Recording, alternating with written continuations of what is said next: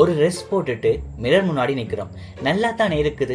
அடுத்த செகண்ட் ஆனால் வெளியில் போனால் ஆட்கள் என்ன நினைப்பாங்க? ஒரு ஃபோட்டோ எடுக்கிறோம், நமக்கு பிடிச்சிருக்குது, போஸ்ட் பண்ண போகிறோம், கேப்ஷன் எழுதிட்டோம்.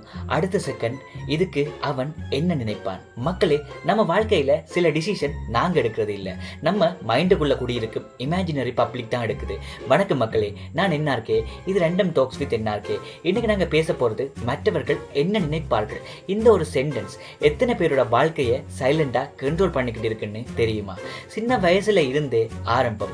அப்படி ஓடாதே, ஆட்கள் பார்ப்பாங்க. சத்தமா சிரிக்காதே, அவங்க பார்ப்பாங்க. அப்படி ட்ரெஸ் போடாதே, ஆட்கள் பார்ப்பாங்க. இப்படி பேசாதே, ஆட்கள் என்ன சொல்லுவாங்க? ஒரு பாயிண்ட்டுக்கு பிறகு நாமே என்ன நினைக்கிறோம் என்பதை காட்டிலும் ஆட்கள் என்ன நினைப்பார்கள் என்பதுதான் முக்கியமா ஆயிடுது. ஆனா அந்த ஆட்கள் யார் எனக்கு இன்னும் தெரியல. ஒரு சீக்ரெட் ஆர்கனைசேஷன் மாதிரி எங்க போனாலும் ஆட்கள் பேசுவாங்க. அந்த ஆட்கள் எங்க இருக்காங்கடா? மீட்டிங் எங்க நடத்துறாங்க? மினிட்ஸ் யார் எழுதுறாங்க? ஒரு ஃபங்க்ஷனுக்கு போறோம், நமக்கு பிடிச்ச ஷர்ட் போட்டிருக்கோம். வீட்டில் இருந்து கிளம்புறதுக்கு முன்னாடி ஒருத்தர் இதைத்தான் போட போறியா? அவ்வளவுதான். நேற்று வர அந்த ஷர்ட் மாஸ், இப்ப மேபி இது நல்லா இல்லையோ. கான்ஃபிடன்ஸ் 100ல் இருந்து 17%. ஹேர் கட்டுக்கும் இதே கதை தான். பார்பர் ஷாப்ல இருந்து வெளியே வரும்போது சூப்பரா இருக்கு. ஒரு ஃப்ரெண்ட் வந்து டே என்னடா தலையை பண்ணி வச்சிருக்கிறாய்? அவ்வளவுதான். அடுத்த 3 நாள் கேப், ஹெல்மெட், வீட்டை விட்டு வெளியவே போக மாட்டோம். ஒரே ஒரு கமெண்ட், ஆனால் damage full HD. Social media வந்த பிறகு இது இன்னும் வேறு லெவல். ஃபோட்டோ போஸ்ட் பண்ணுறோம், முதல் 5 மினிட்ஸ் லைக் பார்க்குறோம், 10 மினிட்ஸ் வியூ பார்க்குறோம், 15 மினிட்ஸ் யார் பார்த்தாங்க என்று பார்க்குறோம், 20 மினிட்ஸ் ஒருத்தன் பார்த்துருக்கான், லைக் போடலை. உடனே பிரெயின் இவனுக்கு என்ன ப்ராப்ளம், அவன் என்ன பண்ணிக்கிட்டு இருக்கான் தெரியுமா? தெரியாது. மேபி பஸ்ஸில் நிற்கலாம், மேபி வேலையில் இருக்கலாம், மேபி ஆக்சிடெண்ட்டாக ஸ்டோரி ஓப்பன் ஆகியிருக்கலாம். ஆனால் நம்ம மைண்ட் ஆல்ரெடி இன்வெஸ்டிகேஷன் ஆரம்பிச்சிருக்கும். CID கூட இவ்வளவு ஃபாஸ்ட் இல்லை. நம்ம வாழ்க்கையில் இன்னொரு கிளாசிக் சீன். ஒரு புதிய விஷயம் ட்ரை பண்ணணும், யூடியூப் சேனல் ஆரம்பிக்கணும், பிஸ்னஸ் ஆரம்பிக்கலாம், ஜிம் போகணும், டான்ஸ் கற்றுக்கணும், பப்ளிக்காக பேசணும். நம்ம பிரைன் பண்ணலாம்.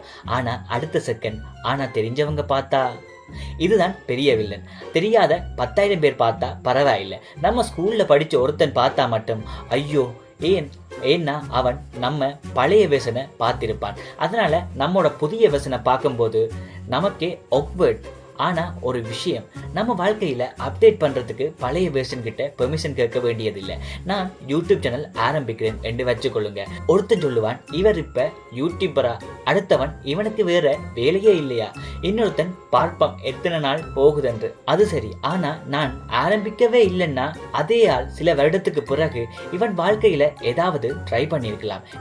ட்ரை பண்ணாலும் பேசுகிறீங்க, ட்ரை பண்ணாமல் விட்டாலும் பேசுகிறீங்க அப்படின்னா நான் ட்ரை பண்ணிட்டே போயிடுறேன். நம்ம ஊர்ல கம்பேரிசனுக்கும் ஷார்ட்டேஜ் இல்லை. அந்த வீட்டு பையன் வெளிநாடு போயிட்டான், அந்த பொண்ணுக்கு நல்ல ஜாப் கிடைச்சிருக்கு, அவனுக்கு கார் வந்திருக்கு, இவன் வீடு கட்டிட்டான். நம்ம வீட்டில் நாம டீ குடிச்சிட்டு இருக்கும் போது சடனா இன்டர்நேஷனல் பெர்ஃபார்மன்ஸ் ரிவ்யூ. நீ என்ன பண்ண போற? அட டீயாவது முடிக்க விடுங்கடா. ஆனா உண்மையில பிரச்சனை மற்றவர்கள் பேசுறது இல்லை, அவர்கள் பேசுவதை நாம எவ்வளவு சீரியஸா எடுத்துக்கிறோம் என்பதுதான். ஒருத்தர் ஒரு சென்டென்ஸ் சொல்லுவார், அவர் 2 நிமிஷத்துல மறந்துடுவார். நாம அதை வீட்டுக்கு எடுத்துட்டு போவோம். Night replay, morning replay, next week replay. அவர் மீன்வைல் சிக்கன் கொத்து சாப்பிட்டுக்கிட்டு இருப்பார். நம்மளை பற்றி பேசினவருக்கே விஷயம் மறந்துடும், நாம மட்டும் அச்சீவ் பண்ணி வச்சிருப்போம். ஒரு இம்பார்ட்டன்ட் ட்ரூத் என்னன்னா மக்களே, மற்றவர்கள் நம்ம பற்றி நாம் நினைக்கிற அளவுக்கு நினைக்க மாட்டாங்க. நாம ரோட்ல ஸ்லிப் ஆகிட்டோம், நமக்கு ஐயோ எல்லாரும் பார்த்துட்டாங்க. ரியாலிட்டி, ஒருத்தன் போன்ல, ஒருத்தன் பஸ் பார்க்கிறான், ஒருத்தன் டீ குடிக்கிறான், ஒருத்தன் பார்த்தான் 3 செகண்ட் சிரிச்சான், அப்புறம் அவனோட வாழ்க்கைக்கு போயிட்டான். ஆனா நாம மட்டும் 2037 கூட நினைப்போம் 2026 ஆகஸ்ட்ல நான் அங்க விழுந்தேனே என்று. இதுக்காக யாருடைய ஒப்பீனியனும் கேட்காதீங்கன்னு நான் சொல்லல, அது கூட சரியில்லை. சில பீப்புள்ஸ் ஒப்பீனியன் நமக்கு தேவை.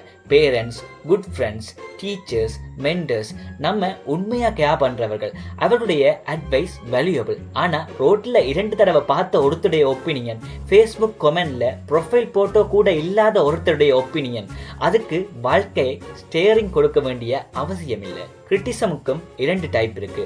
ஒருத்தன் சொல்லுவான், ப்ரோ வீடியோ நல்லா இருக்குது, ஆடியோ மட்டும் கொஞ்சம் கிளியர் பண்ணினா இன்னும் நல்லா இருக்கும். இன்னொருத்தன் மொக்க, அதுக்கு என்ன இம்ப்ரூவ் பண்றது, கேமராவா, ஆடியோவா, லைட்னிங்கா, ஸ்கிரிப்டா, மொக்கைன்னா எந்த டிபார்ட்மெண்ட்டுக்கு கம்ப்ளைண்ட் அனுப்புறது? அதனால ஃபீட்பேக் எடுத்துக்கணும். ஆனால் எல்லா நோய்ஸும் ஃபீட்பேக் இல்லை. நம்மளையே சில நேரம் கேட்கணும், நான் இந்த டிசிஷன் எடுக்கிறது எனக்கு பிடிச்சதாலா அல்லது மற்றவர்கள் அப்ரூவ் பண்ணணும் என்றதுக்காகவா? அது ட்ரெஸ், கரியர், ரிலேஷன்ஷிப், ஹோஸ், business, social media, lifestyle எதுவானாலும் நம்ம வாழ்க்கையை வாழ வேண்டியது நாம. ரிசல்ட்ஸ் நல்லா இருந்தாலும் நாம அனுபவிக்கிறோம். ரிசல்ட்ஸ் கெட்டா அதையும் நாங்க தான் ஃபேஸ் பண்றோம். அப்ப டிசிஷன் மட்டும் நெய்பர்ஹுட் கமிட்டி எடுக்கணுமா? ஒரு ஃபனியான விஷயம் என்ன தெரியுமா? நம்ம ஜட்ஜ் பண்றவங்களுக்கும் அவர்களுடைய வாழ்க்கையில ப்ராப்ளம்ஸ் இருக்கு. நம்ம கேர் கட் பற்றி கமெண்ட் பண்ணினவன் அவனே வீட்டுக்கு போய் எனக்கு கேர்ஃபுல் அதிகமாக இருக்கு போல என்று மிரர் பார்க்கலாம். நம்ம சேலரி பற்றி கேட்டவர் அவரே லோன் பற்றி டென்ஷன்ல இருக்கலாம். நம்ம ரிலேஷன்ஷிப் பற்றி பேசுறவர் அவருடைய வீட்டில் அவருக்கே 48 மிஸ் கால் இருக்கலாம். அதனால எல்லாரும் தங்களுடைய கதையில மெயின் கேரக்டர், நம்ம கதையில அவர்கள் கேமியோ கேரக்டருக்கு டைரக்டர் சேர் கொடுக்காதீங்க. நான் இப்ப சொல்றத நானும் முழுசா ஃபாலோ பண்ணிட்டேன்னு சொல்ல மாட்டேன். எனக்கும் சில நேரம் வரும். எனக்கும் இந்த வீடியோ பார்த்துட்டு என்ன நினைப்பாங்க, வாய்ஸ் எப்படி இருக்குது, ஃபேஸ் எப்படி தெரியும், இந்த ஜோக் ஒர்க் ஆகுமா? ஆனா பிறகு நினைப்பேன், பெர்ஃபெக்ட் ஆகும் வர வெயிட் பண்ணினா நான் ஆரம்பிக்கவே மாட்டேன். அதனால கொஞ்சம் பயத்தோட ஆரம்பிப்பது பயத்தால் ஆரம்பிக்காம இருப்பதை விட நல்லது. மக்களே, நம்ம வாழ்க்கையில சில டோர்ஸ் கான்ஃபிடன்ஸ் வந்த பிறகு ஓப்பன் ஆகாது.